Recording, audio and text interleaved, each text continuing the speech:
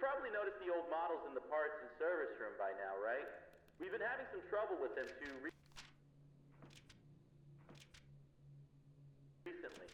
From what I remember, they wanted to originally retrofit the old models with the new tech. In the end, they decided to just start over. They were too big and ugly and nasty smell. But they seem to have been acting up recently too. The masks would work on most of them, but that last guy was having trouble getting Foxy to leave him alone. We found that he seems to be sensitive to light in a similar way to our new Freddy. So for now, if he appears at the end of your hallway, just flicker your light on and off until he leaves. I don't know if he ever had a chance to come here before the remodel, but I love those old characters. Foxy was always my favorite. He would tell you tales of his days out at sea, and there was a small pirate scene play structure that looped around him. The kids loved him. I know a lot of people found them ugly, but I don't think they were terrible.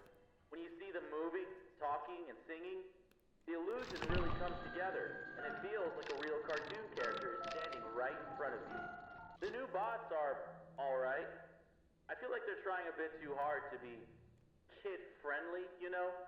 They tried to do the whole play space surrounding Foxy again, but having him right by the ball pit ended up being a bit of a hazard.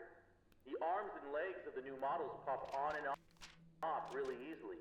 I think it's a safety precaution. If a character swung their arm too fast towards a child, it would be better if the animatronic broke instead of the child. You know. But when you have a bunch of kids grabbing and pulling on them, it falls apart pretty fast. None of us here at the location are trained properly to repair these guys. We requested that the engineers come in to do a full repair, but they said they won't be able to until next month. For now, we try to piece them back together ourselves, and it isn't working out too well. It doesn't help that a lot of the pieces get lost in the ball pit. We've had to use some parts from the older models when we can't find them.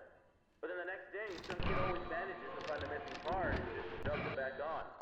We've been calling it the Mangle, because it just looks like a monstrous mess of parts now. We restricted the rooms to private parties only for now, though.